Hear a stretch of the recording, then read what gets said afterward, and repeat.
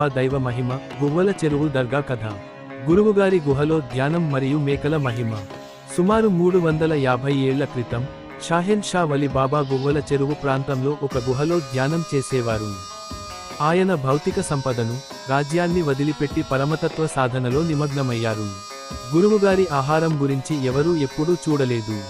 కానీ ప్రతిరోజు కొంత దూరంలో మేకలు మేపుతున్న ఒక యజమానికి తెలియకుండా ఒక మేక గురువుగారికి పాలిచ్చేది. కొన్ని రోజుల తరువాత యజమాని దీనిని గమనించి ఆశ్చర్యపోయాడు. గురువుగారి ముఖ్య అనుచరులు ఈ మహిమను చూసిన గ్రామస్తులు గురువుగారి శిష్యులుగా మారారు. అందులో ముఖ్యంగా 2 శిష్యులు సులేమాన్ షా వలి మరియు మహబూబ్ షా వలి గురువుగారి పట్ల పూర్తిగా అంకితభావంతో ఉన్నారు. హుస్నాపూర్ రాజు మరియు రథం ప్రమాదం. ఒక రోజు హుస్నాపూర్ రాజు తన రథంతో ప్రయాణిస్తుండగా గువ్వల చెరువు ప్రాంతంలో రథం మడతపడి కదలకుండా ఉండిపోయింది. రాజు ఏం జరిగిందో అర్థం కాక భయపడ్డాడు.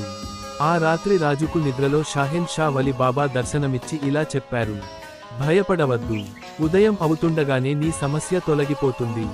తదుపరి రోజు ఉదయం రాజు మళ్లీ తన రథాన్ని పరీక్షించుకోగా అది సులభంగా కదిలింది. దీనిని చూసి రాజు గురువుగారిని సందర్శించడానికి వచ్చాడు. వెప్పపుల్ల మొక్క మరియు దర్గా స్థలం. రాజు గురువుగారిని గౌరవిస్తూ ఇలా అడిగాడు: మీకు ఏదైనా కావాలా? బహుమతి లేదా మరేదైనా సహాయం చేయాలా? షాహెన్ షా వలి బాబా వినయంతో, నా శిష్యుల కోసం కొంత భూమి ఇవ్వండి అని కోరారు. రాజు ఆమోదిస్తూ భూమి ఇవ్వాలని ఒప్పుకున్నాడు. గురువుగారు అక్కడ ఒక వెపపుల్ల మొక్కను నాటారు. కొంతకాలానికి అది చిగురించి పెరిగింది. ఈ పరిణామాలను దైవ సంకేతంగా భావించి దర్గా నిర్మాణం ఆ ప్రదేశంలోనే చేశారు. దీపం మహిమ మరియు భూమి బహుమతి. రాజు గురువుగారి మహిమను పరీక్షించాలనుకున్నాడు. ఒక దీపం వెలిగించండి. దీపం వెలుతురు ఎక్కడి వరకు విస్తరిస్తుందో అంత భూమిని శాశ్వతంగా భక్తులకు వక్ఫ్ ధర్మ భూమి చేయండి.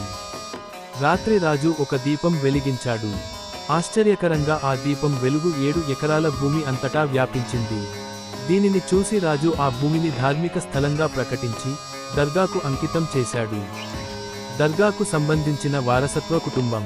ఈ దర్గాను మాకందార్ కుటుంబం తరం తరంగా పరిరక్షిస్తోంది. మొట్టమొదటి తరం నహ్ను మియా, తరువాతి తరం చోటు మియా, మరుసటి తరం ఇబ్రహీం సాహెబ్, తదుపరి తరం మహమ్మద్ హుస్సేన్ బాషా. ప్రస్తుత బాధ్యతలు పెద్ద షఫీయుల్లా.